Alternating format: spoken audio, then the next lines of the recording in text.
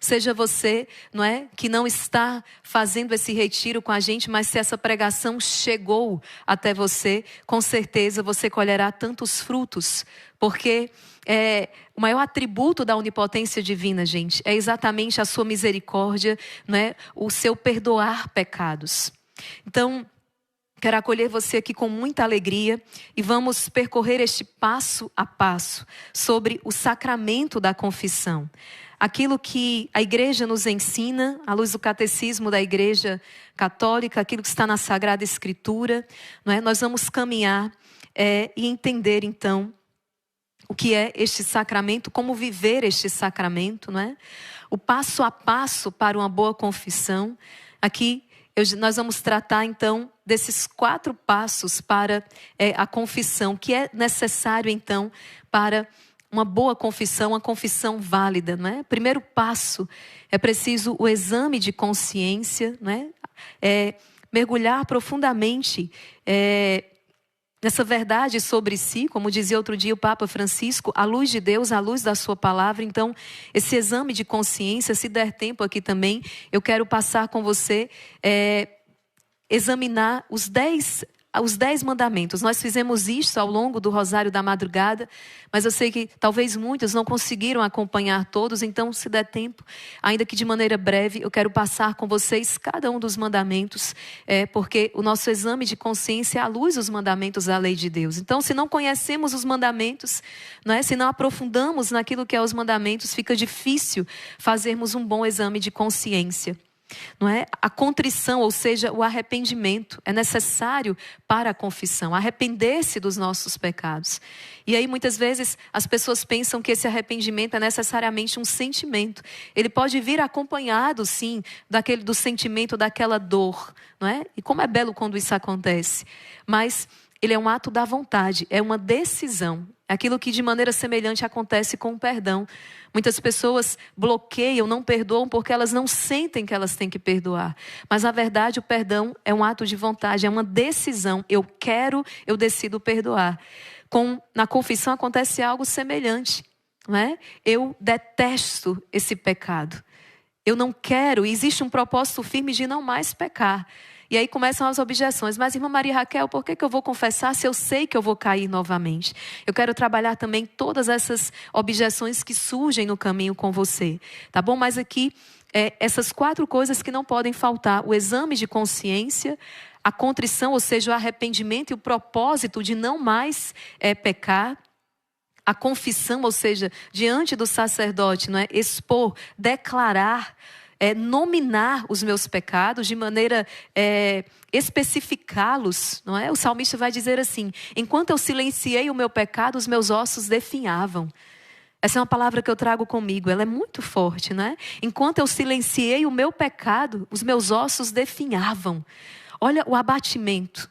E quantas pessoas estão, inclusive, realmente doentes fisicamente, por causa e essa enfermidade, ela tem uma raiz mais profunda, né? Tem uma raiz ali espiritual. Basta a gente ver na Sagrada Escritura, aquele paralítico que é colocado diante do Senhor, por aqueles 4 amigos ali. A primeira coisa, antes de Jesus curá-lo daquela paralisia, Jesus toca a sua alma. Jesus o cura espiritualmente, dizendo: os teus pecados estão perdoados. Depois Jesus diz: levanta-te e anda, né? Para que saibais que o Filho do Homem tem poder de perdoar pecados. Eu te digo, levanta-te e anda. E assim também como aquele outro paralítico, né? Que Jesus curou em dia de sábado e depois encontrou no templo e disse assim: cuidado, não voltes a pecar para que não te aconteça coisa pior, né? Então, pecado perdoado é pecado confessado. Nós precisamos expor, precisamos declarar, precisamos especificar, nominar. Às vezes a gente chega à confissão meio genérica, né? Eu pequei contra a castidade. Não, a gente precisa especificar, não é? Mas de que exatamente você está falando? Não é? Foi o pecado da fornicação, pornografia, especificar, e quantas vezes? Então, é preciso nominar esses pecados, a confissão. E por último, aquilo que o catecismo traz como satisfação, ou seja, cumprir a penitência. Aquilo que o sacerdote lhe colocou, lhe impôs como penitência, ou seja, para reparar, para satisfazer, não é, a justiça de Deus. Então, a penitência, e desejo de verdadeiramente cumprir essa penitência. Então, são 4 passos, aqui de maneira muito breve e resumida, que não pode faltar na sua confissão. O exame de consciência, o arrependimento e o propósito de não voltar a pecar, a confissão, não é, que é a declaração dos pecados, e a satisfação, ou seja, cumprir a penitência. Gente, vocês vão encontrar de maneira tão profunda no Catecismo da Igreja Católica, dos parágrafos 1422 até o 1400, até o parágrafo 1484. Do 1464, não é isso que eu passei aqui? Ou melhor, peraí.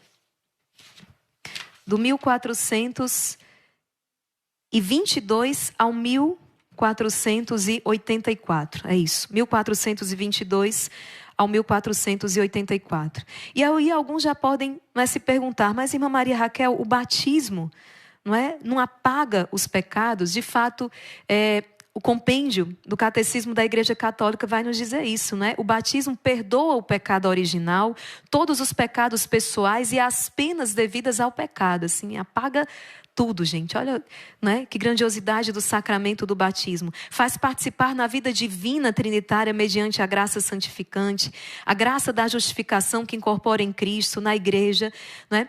No entanto, nós continuamos propensos, não é, ao pecado. É aquilo que o Catecismo da Igreja Católica traz, no parágrafo 1426, vai dizer assim: esta nova vida recebida pelo batismo não suprimiu a fragilidade e a fraqueza da natureza humana, nem a inclinação ao pecado, que a tradição chama de concupiscência, as quais continuam nos batizados para prová-los no combate da vida cristã, auxiliados pela graça de Cristo.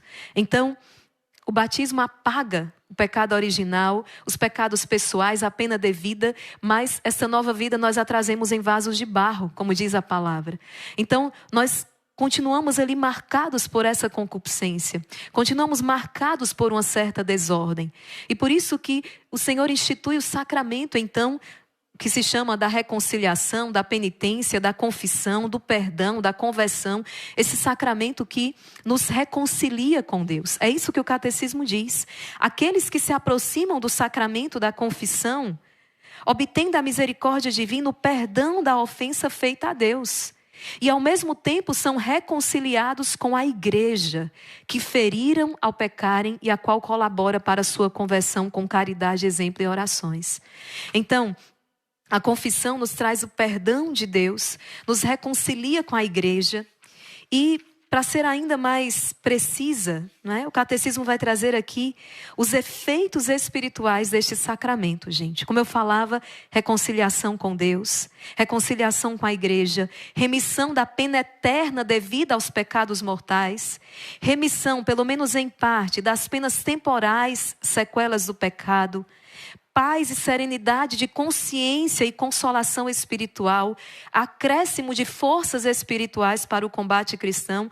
Veja, o Catecismo elenca aqui 6 efeitos espirituais deste sacramento. Gente, podemos ter a certeza de que Deus então nos perdoou. Deus, em sua infinita misericórdia, institui esse sacramento. É o sacramento da confissão. Talvez você passe um pouco por aquilo que eu passei quando eu fiz o retiro, que eu tive um encontro pessoal com Deus. E depois eu entendi que eu precisava fazer um exame de consciência geral. Eu nem lembro a última vez que eu tinha confessado. E fiz aquele exame profundo. Minha mãe marcou a confissão com o Monsenhor Ônio, saudoso Monsenhor Ônio, já falecido. E ele, já de idade avançada, confessava na casa dele mesmo. O rosto da misericórdia de Deus, o Monsenhor. E eu cheguei lá, aquela ovelhinha, eu me tremia. Era a primeira vez que eu ia fazer aquilo de maneira muito consciente do que eu estava fazendo. E com dor pelos meus pecados. Então eu estava tão nervosa, suave, eu me tremia. Talvez você também tenha resistido à confissão por medo, por uma certa vergonha, não é? O que é que o padre vai pensar de mim, né? Interior, imagina, todo mundo se conhece. Mas eu quero também falar com você sobre isso, né? O que é que o padre vai pensar de você? Que você tem humildade suficiente para reconhecer os seus erros, não é? O sacerdote estará edificado por sua determinação em buscar a graça de Deus e a sua misericórdia. E eu lembro que naquele estado, eu entrei naquela sala e o Monsenhor olhou para mim e disse: filha, fica tranquila, não fique assim. Eu já ouvi de tudo nesta sala, não é? Ele disse: já atendi, já confessei aqui até mesmo homicidas, assassinos. E começou a elencar alguns crimes, E aí eu fui tomando uma certa coragem, né? Na minha inocência ali, eu fiquei pensando, eu não tirei a vida de uma pessoa. E eu comecei, enfim, ele foi me tranquilizando. E eu fiz aquela confissão. Gente, que experiência extraordinária. Sabe, que libertação. Que libertação. Os sacerdotes, inclusive exorcistas, né, falam que não há maior exorcismo do que uma confissão bem feita. Padre Roberto, bem-vindo, que esteve conosco aqui no Retiro Quaresmal. Ele que atende, não é? Semanalmente, casos mais complexos assim. E a primeira coisa ali que a pessoa que chega para o atendimento necessita é confessar-se. Então, antes de receber a oração, antes, né, de todo o ritual, é importante, é necessária a confissão. Olha, a força e o poder da confissão é quando nós nos humilhamos diante do Senhor, reconhecemos os nossos erros, pedimos perdão a Deus. Então, uma das condições para recebermos o perdão de Deus é pedirmos o perdão. Mas, irmã Maria Raquel, me confesso diretamente com Deus. Mas também quero falar com você sobre isso, porque foi o próprio Jesus que adentra naquela sala, não é, onde os discípulos, os apóstolos estão reunidos e fala. Lhes outorga, lhes confere então este poder de perdoar os pecados. A quem vós perdoardes os pecados, eles estão perdoados. A quem não, eles estarão retidos. Então é Jesus que confere aos seus apóstolos, isto é, à sua igreja, esse munus, essa missão de continuar então aqui essa obra. Então, Jesus quis conferir esta autoridade à sua igreja através dos seus ministros, através dos apóstolos e dos seus sucessores, não é? E dos bispos, então, que conferem aos sacerdotes esse munus, então, de perdoar os pecados. Assim Deus decidiu. Assim Deus decidiu. Então, nós estávamos falando sobre esse poder da confissão, do sacramento, né? Então veja, outra coisa, nós partilhamos já em alguns momentos. O Zachary King, eu acho importante, sempre que falamos de confissão, frisar isso aqui também. Um ex-satanista, por graça de Deus, ex-satanista, que fez muitas coisas, gente, ao longo da sua vida, dos anos que ele passou como satanista. Ele testemunha, ele diz: eu fazia feitiços para que pessoas perdessem a vida, pessoas morressem. Eu era procurado para isso.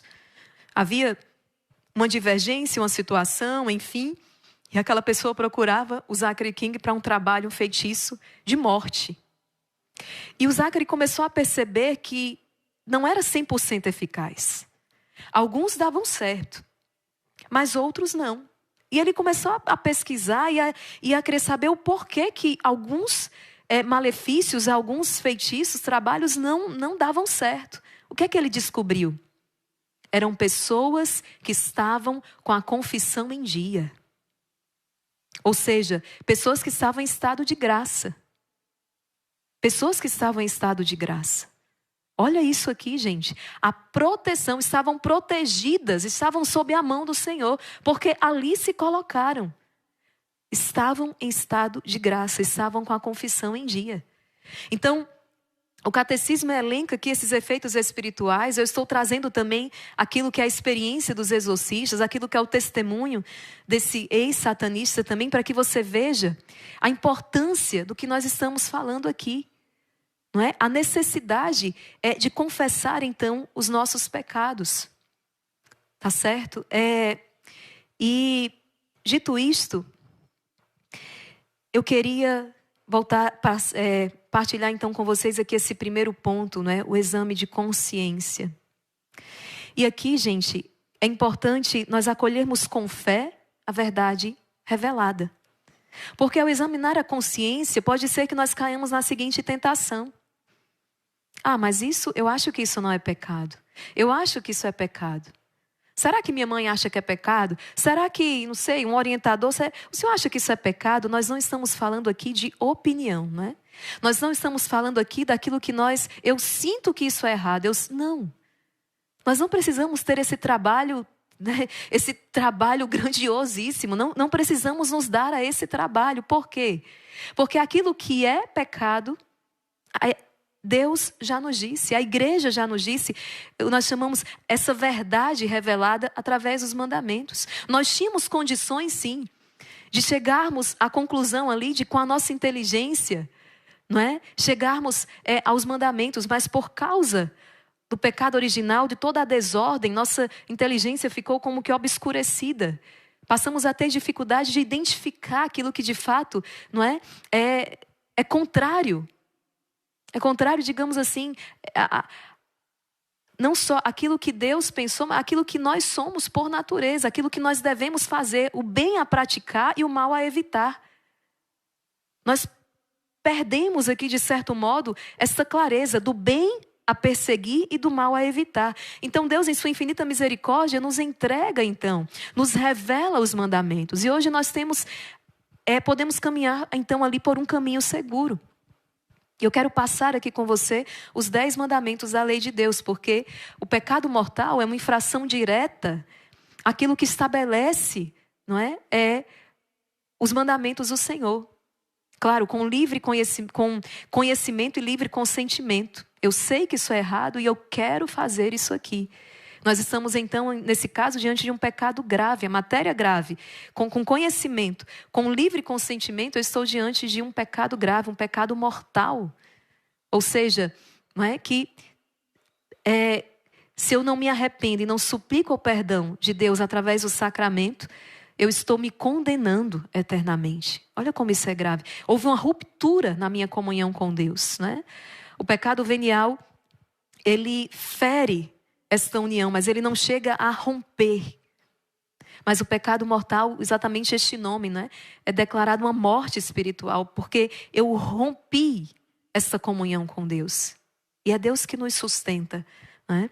Então, veja, e nesse exame de consciência, além de lhe dizer que Deus já nos disse o que é e o que não é pecado, nós podemos andar aqui com segurança.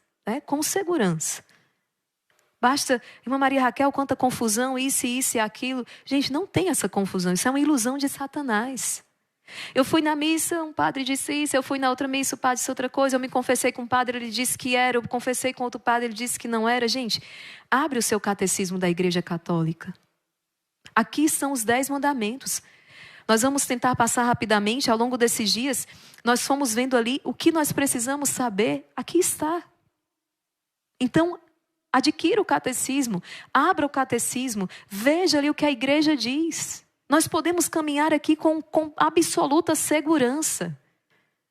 Certo? Mas ainda sobre o exame de consciência, o que é que acontece?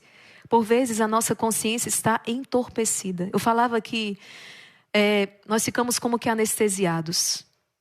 E eu quero trazer para vocês a experiência de alguém que teve a sua consciência anestesiada. Está na Sagrada Escritura. Qual o nome dele? O rei Davi. A palavra de Deus vai dizer que Davi tinha um coração segundo o coração de Deus. Gente, que palavra forte. Ele tem um coração segundo o coração de Deus. Davi é agradável ao Senhor. Deus está com ele nas suas batalhas. Ele é um homem agradável a Deus. Que bonito. Já pensou poder dizer isso também a respeito de você? Como Jesus falou também, né? Ali vai um israelita de verdade. Então veja, um homem sem falsidade. Davi é esse homem segundo o coração de Deus. Mas a sua mente a sua consciência fica obscurecida. O pecado, ele tem o poder, ele seduz, não é? Eva foi seduzida pela serpente. E Davi cai. O que é que acontece? Está lá no 2º livro de Samuel.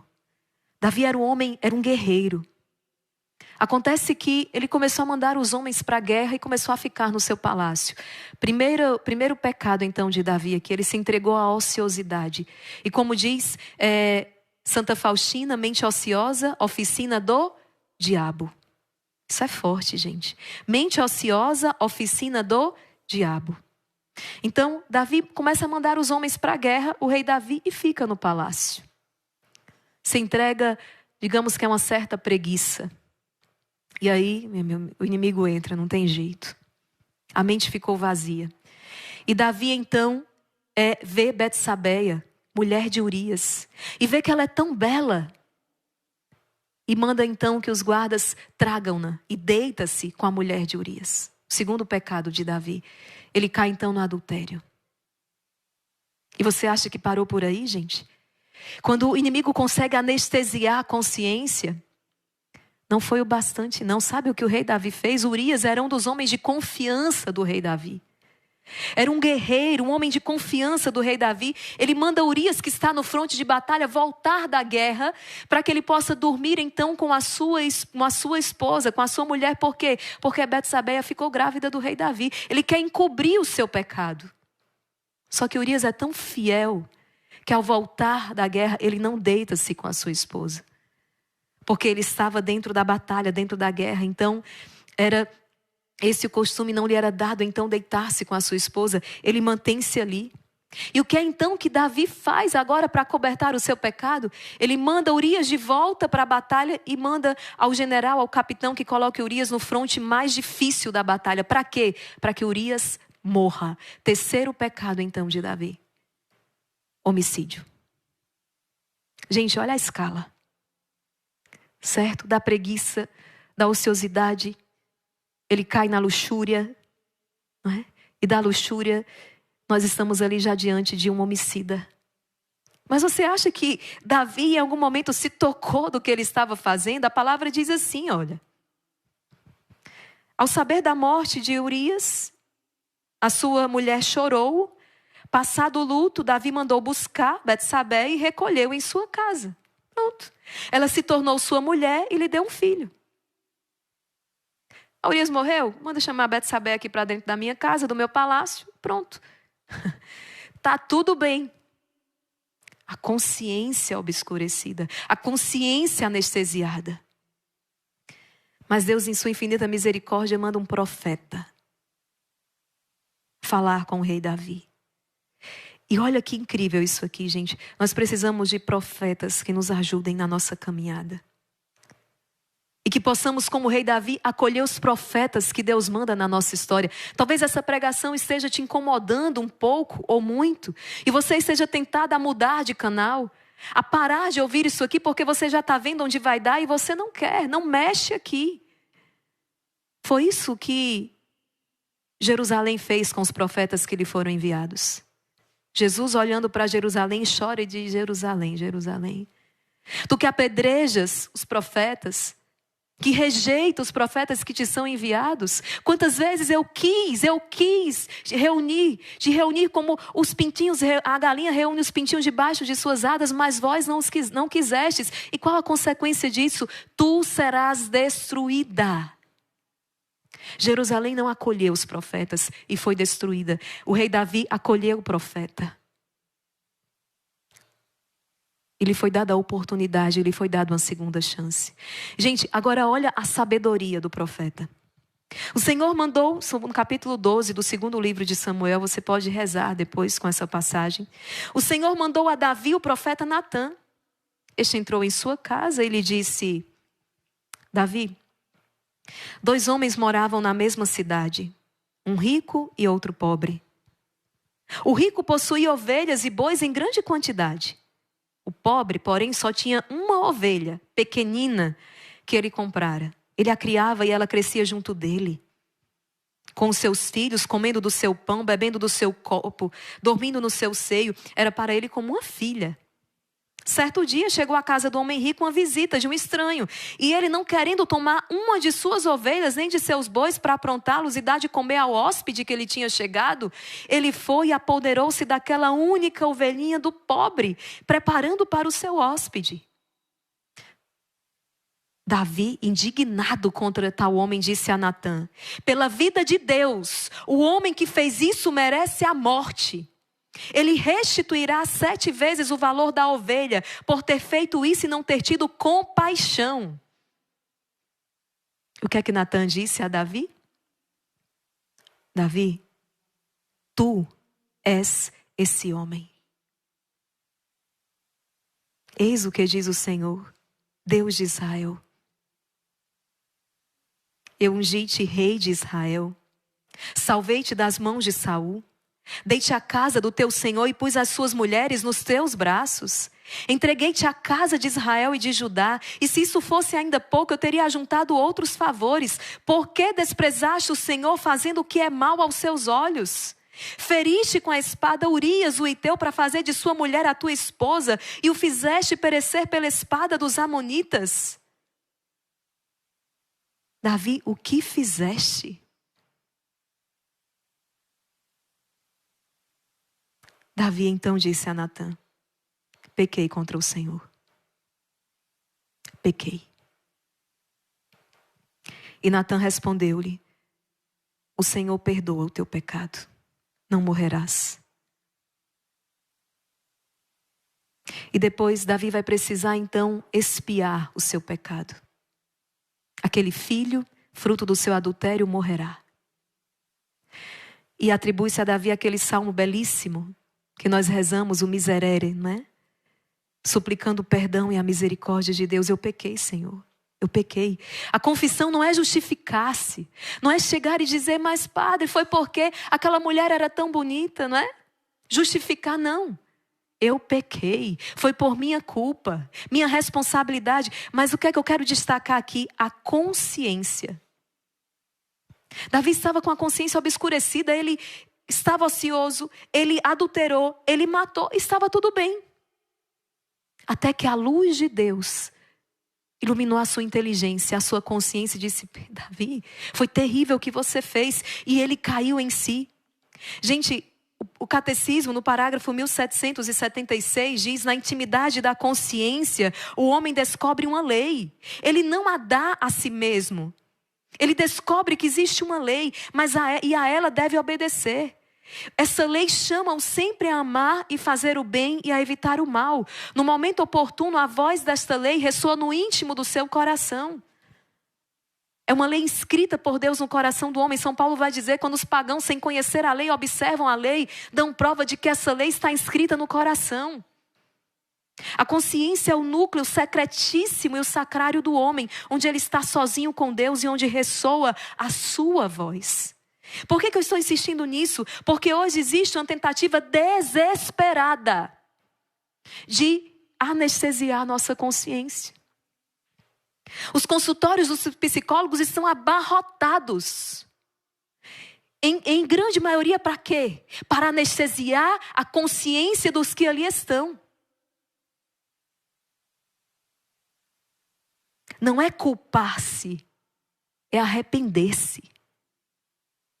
É reconhecer. Nós só podemos iniciar uma vida nova quando nós reconhecemos que nós erramos. Consegue entender? E aí eu preciso tomar muita medicação. Eu preciso usar muita droga. É que alguns fazem isso de uma maneira que a sociedade ainda entende que não é um caminho certo. Outros fazem de maneira velada, disfarçada, mas estão se drogando de igual modo. Digamos, a drogadição legalizada para anestesiar a sua consciência. Eu escutei muitas vezes do meu pai. Muitas vezes ele dizia: não tem preço eu poder chegar em casa e colocar minha cabeça no travesseiro com a consciência tranquila. Nada paga o preço de uma consciência tranquila. Eu fiz o que eu tinha que fazer. Eu fiz o que devia ser feito. Eu fiz aquilo que Deus esperava de mim. O remorso, aquilo que levou Judas ao desespero. Então, gente, que Que bênção, eu falava, é o maior atributo da onipotência divina. Eu poder correr para o sacramento da confissão. Ajoelhar-me ali diante daquele sacerdote que é a pessoa de Cristo. É aquilo que Jesus falou para Santa Faustina. Eu quero partilhar aqui com você, está no diário de Santa Faustina. Você que está passando aqui nessa pregação, porque alguém na sua casa está acompanhando. E você está escutando aí de longe, talvez tomando o seu café da manhã. E opa, parece que Deus está falando comigo. Parece não, filho. Deus está falando com você. Parece que você tem a vida inteira para se converter, mas eu preciso te dizer, por amor e em nome da santa caridade, filho, filha, você só tem o hoje. É o que o livro na meditação de hoje, o livro do Retiro Quaresmal, o capítulo 45 vai dizer. Amanhã, amanhã, amanhã eu me converto, amanhã eu me confesso, amanhã. Era a grande tentação ali de Santo Expedito, não é aquele corvo, dizendo crais, crais, crais. E Santo Expedito aniquila aquele corvo que é a representação do maligno e diz, crais não, odie, hoje, não posso deixar para amanhã. Eu não posso deixar para amanhã essa decisão de sair desse grupo do WhatsApp onde só passa pornografia. Eu não posso deixar para amanhã, para romper essa amizade perigosa com essa colega de trabalho. As coisas estão se encaminhando para onde elas não devem se encaminhar. Eu não posso deixar para amanhã deletar todo esse material imundo que está no meu aparelho celular. Eu não posso deixar para amanhã buscar o sacramento da confissão. E não vai chegar no confessionário dizendo assim, foi o Instituto Hesed que mandou me confessar. Gente, esse é um mandamento da igreja. A confissão, primeiro, é o querer do coração de Deus. Está na Sagrada Escritura. Estamos aqui vendo o catecismo. A confissão é um dos mandamentos da igreja. Confessar-se pelo menos uma vez ao ano. A igreja como mãe. Sabe a diversidade de filhos que ela tem. Então ela pede o mínimo. O mínimo do mínimo do mínimo. E quando nós amamos, nós não vamos ficar no mínimo. Mas ela diz confessar-se pelo menos uma vez ao ano. Porque a confissão, a comunhão eucarística, ela também pede pelo menos uma vez ali por ocasião da Páscoa. Mas é verdade que nós vamos nos confessar tantas vezes quanto nós pecarmos mortalmente. Qual a necessidade da confissão, irmã Maria Raquel? Segundo o ensinamento da igreja, todas as vezes que eu pecar mortalmente. Eu necessariamente preciso buscar a confissão para poder aproximar-se outra vez do sacramento da Eucaristia. Para voltar à comunhão com Deus. E a própria igreja está aqui no catecismo, recomenda inclusive a confissão também dos pecados veniais. Está no catecismo da Igreja Católica. O que é que Jesus diz a Santa Faustina, gente? Ela anota aqui no seu diário. Quando você se aproximar do confessionário, minha filha, saiba que eu mesmo estou esperando por você. Eu só estou oculto pelo sacerdote, mas eu mesmo ajo em sua alma. Ali, a miséria da alma encontra o Deus a misericórdia. Veja o que Jesus está dizendo a Santa Faustina. Quando você se aproximar do confessionário, saiba que eu mesmo estou esperando por você. Eu só estou oculto pelo sacerdote, mas eu mesmo ajo em sua alma. Jesus falando a Santa Faustina. Eu quero ainda, nessa pregação, fazer junto com você uma oração profunda. Sobretudo para você que tem dificuldade com a confissão, medo, vergonha, dificuldade de examinar a consciência. Eu quero fazer essa oração hoje com você. E, gente, dito isso sobre a consciência, eu quero trazer também aquilo que se costuma dizer. É sobre a confissão, que para que ela seja uma boa confissão, ela tem 4 Cs.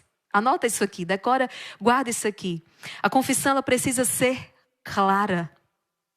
Como eu falava ainda há pouco, ou seja, indicar qual foi a falta específica. Sem acrescentar desculpas. Padre, eu fiz isso, eu estou arrependido de ter feito isso. Não é? Que foi, caluniei alguém, falei isso e isso aqui de alguém, difamei. Ela precisa ser clara. Estou em pecado mortal, eu faltei à missa dominical, eu transgredi o 3º mandamento da lei de Deus por preguiça. Não tinha nenhuma razão para eu não ir, eu não fui porque eu não quis, e consciente de que eu tinha que ter ido. Eu transgredi, matéria grave, com conhecimento, livre consentimento. Faltei à missa, faltei 4 domingos à Santa Missa, padre. Então, indicar qual foi a falta específica. Ela precisa ser concreta. Referir o ato ou pensamento preciso, não usar frases genéricas como eu falava aqui, não é? Então, faltei à missa quantas vezes? É preciso que se referisse ao ato ou pensamento preciso. Ela deve ser concisa. Evitar ficar dando explicações ou descrições desnecessárias. Eu repito, não é para se justificar.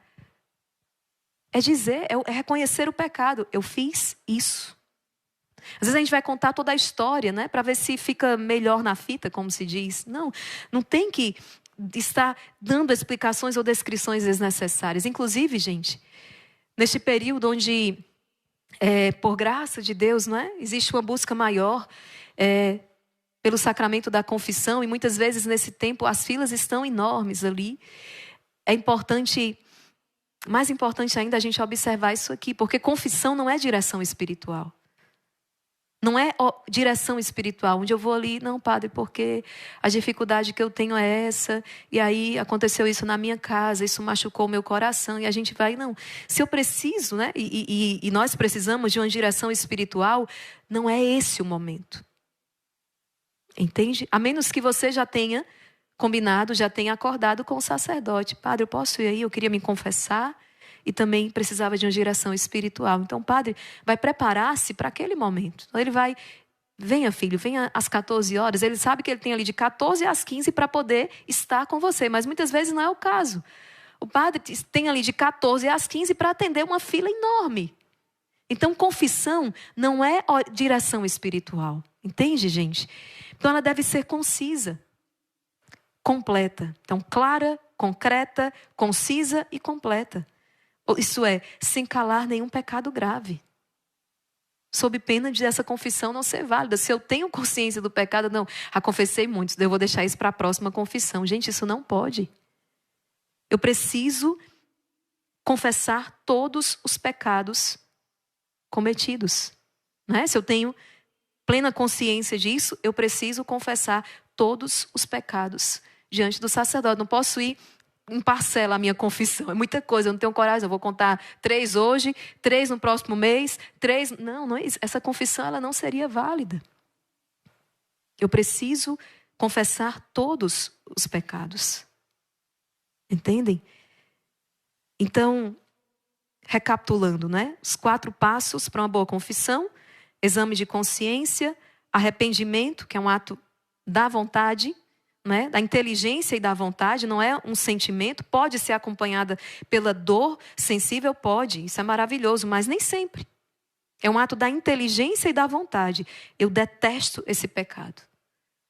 Mesmo que eu goste, né? Ele me provoca, ele me dá um prazer. Senão não se pecava, se não tivesse aquela recompensa imediata. Mas eu detesto o pecado porque ele me separa de Deus. Essa aversão ao pecado é uma decisão. E o propósito de nunca mais pecar. Então, exame de consciência, arrependimento e propósito de não mais pecar. A confissão em si, que é a declaração dos pecados. E cumprir a penitência, a satisfação. Esses 4 passos para uma boa confissão. E esta confissão que eu mencionei, ela precisa ser o quê? Clara, concreta, concisa e completa. Para que você então possa colher todos os frutos que nós mencionávamos ainda há pouco. Agora, deixa eu passar então com você rapidamente este exame de consciência. Nós fizemos ao longo desta semana, e em seguida, se eu tiver tempo, eu quero quebrar aqui algumas objeções, né? Pensamento protestante que alguns vão alimentando. E por isso não procuram o sacramento da confissão. Vamos lá, gente. O primeiro mandamento da lei de Deus. Qual o primeiro mandamento da lei de Deus? Amar a Deus sobre todas as coisas. É o primeiro mandamento. E o Catecismo da Igreja, parágrafo 2083, vai dizer: pelo primeiro mandamento, Deus nos convida a crer e esperar nele e amá-lo acima de todas as coisas. Nada pode estar no lugar de Deus, nem a família, amigos, bens materiais. Pois Deus é a fonte do nosso ser, sem o qual jamais poderíamos existir. Amar a Deus sobre todas as coisas. Eu falava, ninguém pode sentar no trono do nosso coração, só Deus. E quando observamos esse mandamento, nós somos então, tornamos-nos capazes de amar então a nossa família, os nossos amigos, relacionarmos bem com os bens materiais. Então, de acordo com o catecismo, né, o primeiro mandamento proíbe a idolatria, ou seja, venerar como Deus aquilo que não é. Exige dos fiéis que evitem o pecado da superstição. O que é isso? Não é? Participei de práticas supersticiosas ou ocultas, buscando poderes ou conhecimentos fora de Deus. Pessoas que têm práticas supersticiosas, atribuindo ao objeto um poder, algo que ele não tem. Então, isso aqui é uma violação ao primeiro mandamento. Proíbe a irreligião, ou seja, a blasfêmia, né? A simonia, apostasia, heresia, cisma, são pecados contra a fé.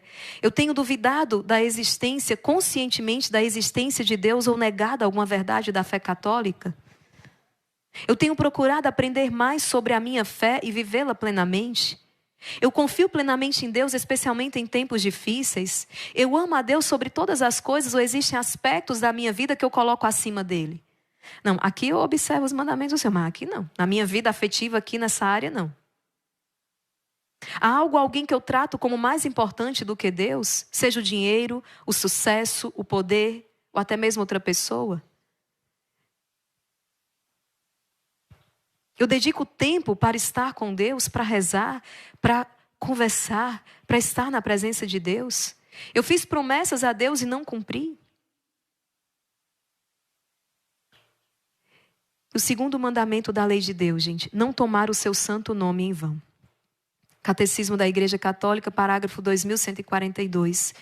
O segundo mandamento manda respeitar o nome do Senhor. Depende, como o primeiro mandamento, da virtude da religião, regula de um modo mais particular o nosso uso da palavra nas coisas santas. Proíbe o abuso do nome de Deus, ou seja, o uso inconveniente do nome de Deus, de Jesus, da Virgem Maria, dos santos, daquilo que é sagrado. Então, eu blasfemei contra o Senhor, ou seja, eu insultei a Deus. Outro dia eu dava um exemplo aqui de um testemunho, né? Momento de dor, e aquela senhora começou: você não existe, né? Então eu insultei a Deus, Jesus, a Igreja Católica, a Virgem Maria, os santos, por palavras ou gestos. Eu fiz juramentos falsos, desnecessários, chamei a Deus como testemunha de uma mentira. Amaldiçoei a mim ou aos outros, né? O praguejar. Eu murmurei, reclamei das disposições da divina providência. Olha aqui. Quebrei votos ou promessas feitas a Deus. Ouvi músicas, li textos blasfemos. Então tudo isso está aqui nesse segundo mandamento. Não tomar o seu santo nome em vão. Terceiro mandamento, guardar domingos e os demais dias de preceito, as festas, não é? Os dias santos de guarda.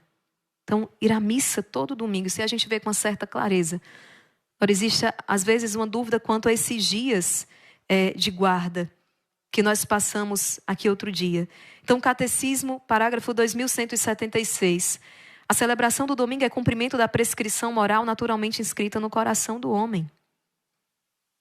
O mandamento da igreja determina e precisa a lei do Senhor. No domingo e nos outros dias festivos de preceito, os fiéis têm a obrigação de participar da missa.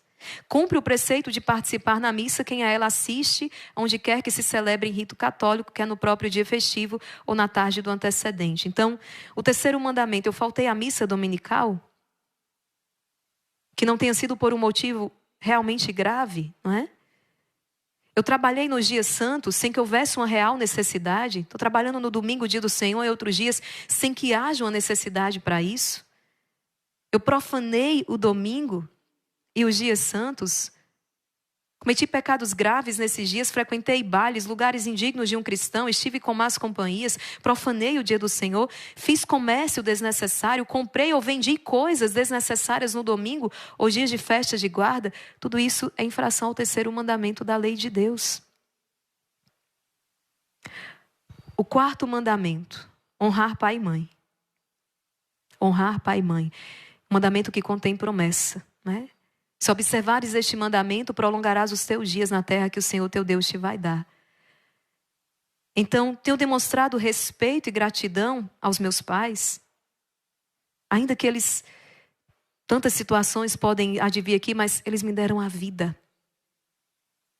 Eles me trouxeram a vida. Eu tenho demonstrado respeito e gratidão suficiente a eles. Eu ignoro ou desprezo as suas necessidades, os seus conselhos. Os pais, por sua vez, negligenciam a boa educação dos seus filhos, dão mau exemplo, não os levam à missa dominical, deixam com que eles cometam pecados graves ou andem com más companhias. Aqui, os esposos, não é? Maltratei o meu cônjuge, tive ciúmes despropositados, fiquei de mau humor, disse palavras injuriosas. Aqui também entra as autoridades, não é? Para os empregados, desrespeitei ou desobedeci os meus superiores, perdi tempo no trabalho, gastei propriedade do empregador por desonestidade ou descuido. Os empregadores, por sua vez, não pagou salário justo, deu mau exemplo aos funcionários, não permitiu que eles observassem o domingo como o dia do Senhor, que não cumprissem os seus deveres religiosos, não cuidei dos funcionários na sua doença. Então, veja, o quarto mandamento da lei de Deus. E às vezes a gente vai chegar e dizer assim, eu não vou me confessar não. Eu escutei isso tantas vezes. Vou me confessar não tenho pecado. Interessante, a própria palavra de Deus te acusa, porque está lá. Aquele que diz que não tem pecado é um mentiroso. O que lhe falta é consciência do pecado. Veja, nós estamos ainda no quarto mandamento. E olha quantas situações já foram levantadas aqui. Tenho certeza que uma ou outra a gente vai se encaixando e percebendo, opa, realmente aquilo ali. Então, por isso que o exame de consciência é o primeiro passo para uma boa confissão. O quinto mandamento, não matarás. E aqui a gente já pode pensar, isso aqui, pelo menos esse eu não cometi. Mas olha em que consiste esse quinto mandamento, não é? Respeito pela vida humana. Eu tenho respeitado a vida e a dignidade de todos, desde a concepção até a morte natural. Eu contribuí de alguma forma para a cultura da morte através do apoio à interrupção, não é, da gravidez, eutanásia, suicídio assistido. Eu tenho abrigado sentimentos de ódio, raiva ou rancor no meu coração contra o meu próximo. Matar o outro no coração. Alimentar os sentimentos, os pensamentos de ódio, de vingança. Pratiquei atos de violência física ou verbal. Veja que o Senhor aprofunda, não é? Não só o ato, mas até mesmo quando eu consenti no pensamento. Não é o sentimento por si. Às vezes o sentimento vem, gente, a gente luta contra ele. E vai ter até, às vezes, mais mérito do que não sentir nada, porque eu estou lutando. Eu senti aquele ímpeto, né? Veio aquela raiva, aquela cólera, mas eu dominei. Rapidamente dominei. Há uma grande virtude aí, um grande mérito. Eu senti, mas eu não consenti. Eu não fiquei ali arquitetando, eu não fiquei ali alimentando, eu não fiquei ali amaldiçoando. Não, eu renunciei àquele mau sentimento, eu renunciei. Eu senti, mas eu não consenti. Para que haja pecado é preciso que haja o consentimento. Eu consenti. Eu apoiei de alguma maneira práticas que vão contra a dignidade da vida humana. Eu tenho cuidado da minha saúde mental e espiritual. Eu ofereço apoio a outros que estão passando por dificuldades psicológicas ou espirituais. Tenho alimentado pensamentos suicidas. Não é? Fiz laqueadura ou vasectomia. Usei métodos contraceptivos. Ou seja, o fechamento à vida. Sexto mandamento da lei de Deus. Não pecar contra a castidade. Aqui eu sempre lembro do Padre Wander, um grande abraço para o Padre Wander. Ele dizia, olha, não é? Quase todo mundo é católico, até o sexto mandamento. Aqui o negócio, como diz o Roberto Tanusa, que a porca torce o rabo. Não pecar contra a castidade. É um dos pecados, Nossa Senhora revela, não é? Em Fátima, que mais tem lançado as almas no inferno. A não observância da castidade. Então, o sexto mandamento da lei de Deus. Eu tenho sido fiel ao meu cônjuge em pensamentos, palavras e ações. Engajei-me em fantasias ou relações que comprometem a exclusividade do meu casamento. Tenho vivido a virtude da castidade de acordo com o meu estado de vida. Uso de pornografia, masturbação, práticas sexuais imorais. Minhas ações respeitam a dignidade da sexualidade humana como um dom de Deus. Pratiquei sexo fora do casamento, promovi concepções que distorcem o propósito divino do sexo. Nas relações conjugais, tenho estado aberto à transmissão da vida, conforme o ensino da igreja. E aqui entra adultério, fornicação, pornografia. Lembrando, né, que daqui a pouco o Senhor aprofunda, não só em ato, mas até o desejar, né? A mulher do próximo, o desejar já é um pecado. 7º mandamento da lei de Deus, não roubarás. Vocês estão vendo que eu não estou mais tendo tempo de especificar em si, já estou indo para o exame de consciência, porque o nosso tempo já está adiantado. Mas tudo isso está no catecismo da Igreja Católica. Então, o 7º mandamento, não roubarás. Eu peguei um objeto emprestado e não devolvi, eu não fiz qualquer esforço para devolvê-lo. Eu fiquei indevidamente com aquilo que não é meu. Peguei dinheiro de um membro de minha família, sem a sua permissão, de alguém. Não paguei as dívidas no tempo correto. Não fiz esforço e sacrifício necessário para pagar. Fiz essa dívida, no dia que der eu pago. Não. Realizei o meu trabalho sem compromisso e de forma mal feita. Paguei salário injusto ao meu empregado. Gastei excessivamente com bens desnecessários. Vi pessoas passando por necessidade, mesmo tendo condições, não fiz nada para ajudá-las. Os santos diziam isso, né? Que o ato de caridade dá a quem não tem. Na verdade, isso não é caridade nenhuma. Isso se não fizermos isso, nós somos ladrões. Porque aquilo que está em nossa posse não é nosso. É daquele que não tem. Então, é um dever. Se eu tenho o que comer de maneira, né, que sobra, e aquele que está do meu lado, batendo a porta, pedindo comida porque ele não tem, e se eu nego, eu estou roubando. Porque aquilo que está sobrando é dele. Isso é tão profundo, gente. Então, vi pessoas passando por necessidade, e mesmo tendo condições, não fiz nada para ajudá-las. 8º mandamento, não levantarás falso testemunho. Nós vimos hoje no Rosário. Aqui entra a mentira, calúnia, maledicência, difamação, juízo temerário. Tenho sido honesta em minhas palavras e ações? Contei mentiras ou omiti a verdade para me proteger ou prejudicar outros? Eu estava pensando nessa era aí das fake news, gente, das narrativas. Eita, que tem gente aqui infringindo esse mandamento com tudo. Para se dar bem, em vista de poder. Induzindo as pessoas ao erro, né? Constrói ali a narrativa de maneira que leva a uma compreensão diferente do que é na verdade. Quantas mentiras sendo perpetradas por aí. Então, tenho sido honesto nas minhas palavras e ações. Às vezes a gente formula uma frase para dar a entender determinada coisa. Então, a honestidade. Eu contei mentiras ou omiti a verdade para me proteger ou prejudicar outras pessoas. Falei mal dos outros sem necessidade, participando de fofocas ou calúnias que danificam a reputação de alguém. Como assim sem necessidade, irmã Maria Raquel? Às vezes dentro de uma empresa, uma pessoa fez uma coisa errada, você é responsável ali do setor. É sua obrigação passar aquela situação para a autoridade competente. Se você não faz, você estará pecando por omissão. Aqui no mosteiro, de igual modo. Se eu vejo uma irmã religiosa que cometeu uma infração, fez algo errado, eu preciso procurar a autoridade competente, a pessoa responsável por essa irmã. Eu não posso sair para os co-irmãos dizendo, você viu, fulano fez isso. Eles não vão resolver nada. O que é que eu estou fazendo? Fofocando. Aí na empresa, ao invés de procurar a pessoa responsável, a gente pode começar a cair na fofoca e na difamação. Começa a falar para as outras pessoas que não vão, porque não podem fazer nada com a situação. Por isso que ele está dizendo aqui, sem necessidade. Eu preciso participar daquela situação a quem é devido. Divulguei informações verdadeiras ou falsas sobre outras pessoas que deveriam ser mantidas em segredo, causando dano à sua reputação. Fiz julgamentos apressados sobre as intenções ou ações dos outros sem conhecer todos os fatos. Gente, a juízo temerária aqui é difícil, porque coração é terra que ninguém anda. Coração é terra que só Deus perscruta. Então, às vezes a gente, não, mas ele quis fazer. Só Deus sabe. Então, o juízo temerário, ele fez isso de propósito, fez porque ele quis fazer, fez para me prejudicar, fez porque queria o meu mal. Só Deus o sabe. Sigilo e confidencialidade. Mantive confidenciais as informações que me foram confiadas, respeitando o sigilo necessário, né? Estamos aqui. 9º mandamento, não cobiçar a mulher do próximo. Tenho cultivado desejos impuros ou permitido que meus pensamentos se desviem para pessoas que não são meu cônjuge. Eu dizia outro dia, aquilo que não te é lícito possuir, não te é lícito cobiçar. E aqui a gente tem visto muito, né, o adultério hoje chamado adultério virtual. Tenho lutado contra desejos desordenados para manter a castidade em pensamentos e ações. Utilizo a oração, a recepção dos sacramentos e outras práticas espirituais para fortalecer o meu domínio próprio.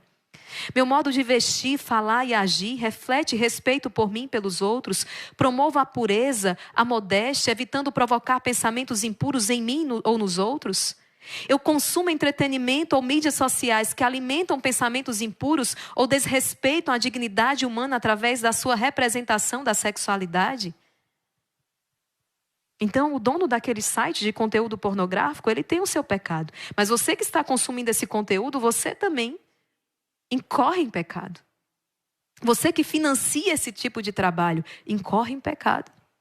Meus relacionamentos são marcados pelo respeito mútuo e pela autenticidade. Evito flertes, comentários ou comportamentos que possam ser considerados desrespeitosos ou que incitem à concupiscência. Gente, quantas vezes as nossas conversas, elas são podres. As nossas conversas, não é, cheias de piadinhas, não é, de sensualidade. Como é triste. Se isso acontece no seu ambiente de trabalho, se retire. Ainda que lhe chamem disso ou daquilo, não participe. Aquilo está ofendendo a presença de Deus em você. Conversinhas cheias palavras cheias de segundas intenções. Sabe, um ambiente pesado, pornografia. Que falta de respeito. Se retire. Ou faça aquilo que está ao seu alcance para que isso seja sanado. Porque essas pessoas, elas estão infligindo mal também a si próprias. E às vezes você não participa daquela conversa, porque só quer ser santo. Quero. Eu quero. Tá aí uma coisa que eu quero, é ser santo. E se eu fosse você, eu seria também. Porque eu quero ir para o céu. Aí depois que não dá conta do casamento, não dá conta da fidelidade conjugal, não dá conta, não sabe por quê. Começou com aquele pensamento, começou com aquelas conversas. A gente corta o mal pela raiz. 10º mandamento, não cobiçar os bens alheios. Eita, aqui entra a inveja, não é? Então, desejei os bens do próximo com malícia, eu me entristeci por seus bens. A inveja, gente, então, inveja terrível. Fui ganancioso, tive desejos sem limites de ter bens materiais, sabe? Quis enriquecer a qualquer custo. Fiz negócios ou tive profissões em que aproveitei circunstâncias desfavoráveis ao próximo para assim poder lucrar pessoalmente com isso. Desejei cometer injustiça para prejudicar alguém nos seus bens temporais. Me alegrei ou consenti nos pecados contra o 7º mandamento, que é não roubar. Então veja. De maneira concisa aqui, nós passamos ali nos 10 mandamentos da lei de Deus. E eu espero que isso te ajude na sua confissão. E eu queria vir ao encontro ainda de tantas pessoas que têm dificuldades por causa de algumas questões que se levantam, não é? Como, por exemplo, mas o padre é um homem como os demais. E de fato, compartilhar com você. Um rei, um ministro, um juiz são também homens como os demais. Porém, perguntemo-nos quando eles mandam ou decidem alguma coisa. Consideram-se suas decisões ou suas ordens da mesma maneira que se olhariam as decisões ou ordens de homens que não estivessem revestidos de nenhum caráter, de nenhuma autoridade? Aquilo que o juiz decide tem o mesmo força e poder de uma decisão minha, por exemplo? Não. Lhe foi conferido essa autoridade. Aquilo que ele coloca, não é? Tem força, uma força diferente. Então não é a todos os homens, senão a seus legítimos discípulos, a quem Jesus disse: o que ligares na terra será ligado no céu, o que desligares na terra será desligado no céu. Este poder faz que, em matéria de administração dos sacramentos, os sacerdotes não sejam considerados homens como os demais fiéis. Eles possuem esse munus. Lhes foi dado por Deus. Jesus lhes conferiu. Mas Deus podia perdoar diretamente. Podia, minha gente, mas Ele fez diferente. Esse é o grande problema, né? A gente faz uma caricatura de Deus. A gente diz como é que Deus deveria ter nos salvado. Inclusive, para que Ele nos salvou morrendo na cruz? Por que Ele não salvou de outro jeito? Deus tem o caminho dele. Nós somos as criaturas, Ele é o Criador. Então, da maneira como Deus pensou, da maneira como Deus quis. Ponto. Mas eu me confesso logo diretamente a Deus, né? O primeiro, somente Deus pode perdoar pecados. Pois é verdade. Esta é a prova de que os padres, os sacerdotes que os perdoam, recebem os poderes de Deus, de que eu represento e absolvem em seu nome. Porque é Deus que perdoa na pessoa deles. Eu confesso-me a Deus. Não basta. Deus quer que vos confesseis a um sacerdote. E sem isto não há perdão. É demasiado... somente os ignorantes se confessam. Direis melhor se afirmardes que somente deixam de confessar-se aqueles que ignoram seus mais importantes deveres, ou sejam, os ímpios. Os santos padres se confessavam. Não é? Todos. Nós não podemos acreditar que através de um caminho diferente nós vamos alcançar a graça de Deus. Mas o que vai dizer o meu confessor, que pensará da minha vida, semeada de debilidades e crimes, o que eu falava ainda há pouco, não é? Ficará edificado por vossa humildade. Não me atrevo a confessar-me, tenho vergonha. Cair é vergonhoso, filho, mas ocultar o pecado é mais vergonhoso ainda. Levantar-se com a confissão e com arrependimento é um ato honroso diante de Deus e diante dos homens. E este sacerdote, ele tem o dever, né, o sigilo da confissão. Ele não pode violar isso em hipótese alguma. Ele não pode violar isso em hipótese alguma. O sigilo, o segredo da confissão. Mas, irmã Maria Raquel, eu volto a cair sempre. Para que eu vou me confessar? A confissão nunca nos faz inteiramente impecáveis. Ademais, se não vos confessasseis, seríeis vítimas de mais frequentes e terríveis quedas. Confessai-vos e confessai-vos com frequência. A vossa negligência sobre este particular é a principal causa de vossas recaídas. Ainda que você volte a cair, confesse. Confesse, não se canse. Nós teríamos outros pontos aqui para levantar, gente. Falei que seria bastante conteúdo nessa formação de hoje. Mas eu acredito que aquilo que nós trouxemos aqui já é suficiente para te auxiliar, então, numa boa confissão. Para que você possa aurir todos os frutos, não é, de uma boa confissão na sua vida. Que você possa caminhar na graça de Deus, em comunhão com Deus. Para finalizar, queria rezar com você esta oração, como eu havia prometido. Repita comigo esta oração que você deve fazer antes da confissão. Eu vou deixar na descrição esta oração também. Eu achei essa oração tão bela, profunda, e creio que eficaz, se fizermos com fé e com o coração. Por isso, eu vi ontem ainda, eu li uma historinha, não é? Que ilustra bem aquilo que nós estamos dizendo aqui. Um homem trabalhava no palácio real e de repente ele cometeu uma traição para com o rei, e o rei ordenou: seja degolado. E quando já estava subindo ali para ser degolado, chegou um guarda do rei e disse: espere, basta, espere. Encontraste graça diante do teu rei. Ele disse que se você reconhecer o que você fez de errado, você será poupado da morte. E aquele homem então alegrou-se. Eu reconheço. E então ele disse: não, mas espera. Ele deixou que você escolhesse uma pessoa com quem você partilhasse aquilo que você fez de errado. E o homem se alegrou-se mais ainda. Vou contar só para uma pessoa. E olha, ele disse que você pode escolher alguém com quem você tem mais afinidade. É você que vai, você pode escolher então uma pessoa com quem você tem mais afinidade. E ele alegrou-se mais ainda. E ele disse: olha, ele disse que essa pessoa que você escolheu jamais pode revelar o que você vai dizer para ela, sob pena dela assumir, dela ser degolada no seu lugar. Ele tem que guardar esse segredo para sempre. Ele alegrou-se mais ainda. Isso para retratar exatamente o que Deus fez para conosco com a confissão. Existe uma sentença de condenação sobre nós, mas se reconhecermos o nosso pecado. E para isso, vamos ao confessionário, é diante do sacerdote, é uma confissão pessoal, privada, e podemos nos dirigir àquele sacerdote, não é? Se temos dificuldade, podemos procurar aquele com quem temos mais facilidade, lembrando sempre que basta que seja um sacerdote, tenha recebido do seu bispo esse munus, e dada a absolvição, a confissão acontece, mas eu posso assim procurar aquele que eu tenha mais facilidade, enfim. E ainda ele deve observar o sigilo da confissão. Ele não pode jamais revelar. É o que Deus fez conosco. Então, põe a mão no teu coração e reza comigo esta oração. Diga assim: Senhor Jesus, Senhor Jesus, Ajudai-me a olhar sem medo para a minha consciência.